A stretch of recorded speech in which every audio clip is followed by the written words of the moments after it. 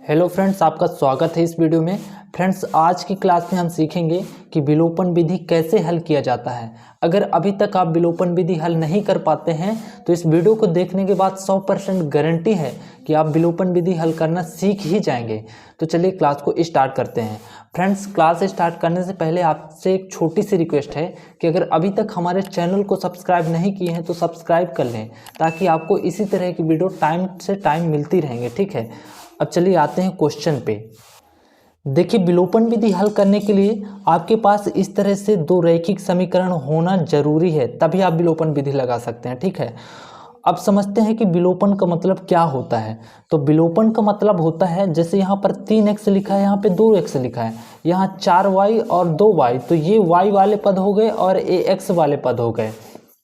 तो किसी एक पद को विलोपित कर देना मतलब हटा देना विलोपन कहलाता है। ठीक है, जैसे यहाँ पर 3x है तो 3x वाली वैल्यू को हटा देंगे तो यहाँ पर देख रहे हैं आप कि y वाले पद हमको मिल रहे हैं, तो यहाँ से आप y का मान निकाल सकते हैं। तो किसी एक पद को हटा देना ही विलोपन कहलाता है। ठीक है, तो अब देखिए कैसे इसे हल करेंगे। तो सबसे पहला हमारा काम है कि इस समीकरण को मान दे दें। ठीक है, नाम दे दिया जाए, तो ये हो जाएगा समीकरण 1 और ये हो जाएगा समीकरण 2। तो इस तरह से समीकरण को नाम दे देंगे। ठीक है, अब इनका मान कब हटेगा, लेकिन इनकी वैल्यू अभी सेम नहीं है, देख रहे हैं। तो x वाले पद को कैसे हटाएंगे, सबसे पहले किसी न किसी का तो मान बराबर होना चाहिए ना, वैल्यू बराबर होना चाहिए।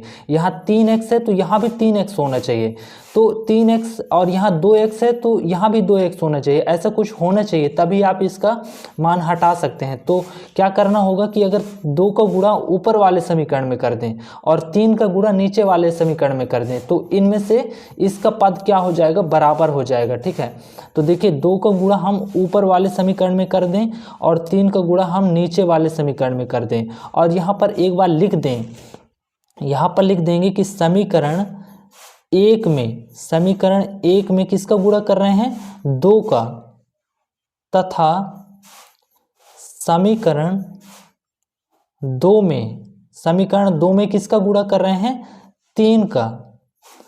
गुणा करने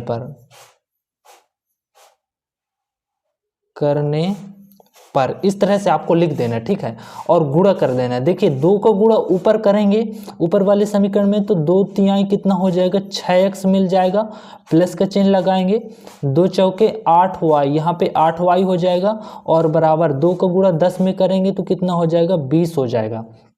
सेम उसी तरह नीचे कर देना है, 3 का गुणा 2 में करना है, तो 3 दूना कितना हो जाएगा, 6x, और माइनस का चिन्ह लगा है तो माइनस का चिन्ह लगा देंगे, और 3 दूना कितना हो जाएगा, 6y, और बराबर में कितना हो जाएगा, 3 दूना 6।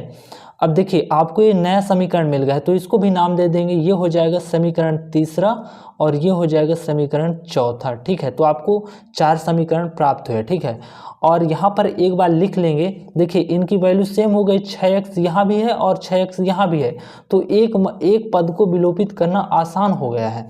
यहाँ पर घटा देंगे तो ये y वाला पद x वाला पद हट जाएगा। यहाँ पर एक बार लिख लेंगे, समीकरण 3 व 4 को घटाने पर। ठीक है, अब इसको घटा देंगे तो x वाला पद हट जाएगा। तो अब देखिए आगे कैसे करेंगे। अब दोनों समीकरणों को घटाना है तो एक बार लिख लेंगे। ठीक है, तो यहाँ पे आ जाएगा चौथा समीकरण जो कि है 6x प्लस 8y बराबर कितना दिया है, 20, और यहाँ चौथा समीकरण है 6x माइनस 6y और बराबर कितना दिया है, 6। इस तरह से लिख लेंगे और नीचे एक रेखा खींच लेंगे। ठीक है, अब यहाँ पर घटा देंगे, जैसे नॉर्मल घटाना को घटाते हैं उसी तरह घटा देंगे, लेकिन सबसे पहला काम होगा कि यहाँ पर चिन्ह हमें परिवर्तित करना है। घटा रहे हैं तो चिन्ह बदलना पड़ेगा, तो चिन्ह कैसे बदलेंगे, ये जो नीचे वाला समीकरण है ना, इसका चिन्ह देखकर बदलना है। यहाँ पर किसका चिन्ह है, कोई भी चिन्ह नहीं है, मतलब प्लस का चिन्ह है, तो यहाँ पे आ जाएगा माइनस का चिन्ह, और यहाँ पर माइनस का चिन्ह है ना, तो यहाँ पर हो जाएगा प्लस का चिन्ह, और यहाँ पर प्लस का चिन्ह है इसलिए यहाँ पर हो जाएगा माइनस का चिन्ह। अब ये बीच वाली जो ये समीकरण है, इसके चिन्ह को हमें भूल जाना है और चिन्ह ये जो नीचे लगे हैं इसको यूज करना है। तो देखिए यहाँ पर 6x प्लस में है और यहाँ 6x माइनस में है, तो ये दोनों कैंसिल हो जाएंगे। ठीक है, और यहाँ पर 8y है और यहाँ पर प्लस कितना है 6y, ये माइनस को अब भूल जाना है। तो 8y और 6y दोनों प्लस में है, जुड़ जाएंगे तो 8 6 कितना हो जाएगा 14y हो जाएगा, ठीक है। और यहाँ पर देखिए 20 प्लस में है और यहाँ 6 किस में है, घटाने में है, तो 20 में से 6 घटाएंगे तो आपको 14 प्राप्त हो जाएगा। तो आपको यहाँ से y की वैल्यू प्राप्त हो जाएगी। तो y बराबर यहाँ पे कितना है 14, तो 14 लिख देना है। और ये अभी y के कहाँ था, 14 गुणे में था, और बराबर के उस पार भेजेंगे तो किस में हो जाएगा, भाग में। तो 14 से 14 क्या हो जाएगा, कट जाएगा, तो यहाँ पर आपको 1 मिल जाएगा। तो y बराबर आपको क्या मिल गया, 1 मिल गया। तो इस तरह से y की वैल्यू कितना हो गई, 1 हो गई, ठीक है। अब इस y के मान को आपको समीकरण तीसरे या चौथे किसी एक समीकरण में रख देंगे, ठीक है। या तो 3 में रख दें या तो 4 में रख दें, तो आपको किसको वैल्यू मिल जाएगी, आपको x की वैल्यू मिल जाएगी। तो हम यहाँ पर जो हमें y की वैल्यू मिली है, तो y की वैल्यू को हमें समीकरण 1 में रख देंगे। तो यहाँ पर लिखेंगे y का मान समीकरण 1 में रखने पर,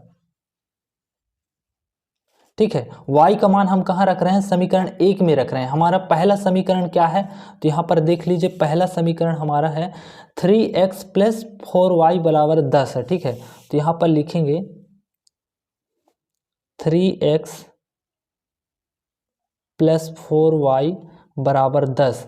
जहाँ पे y लिखा है वहाँ पे हमें क्या लिख देना है, 1 लिख देना है। जहाँ पर y लिखा है वहाँ पर हमें 1 लिख देना है। तो यहाँ 3x है और प्लस 4, और y के जगह में कितना लिखना है, 1, तो गुणल हो जाएगा, और बराबर कितना है 10, तो 10 लिख देंगे।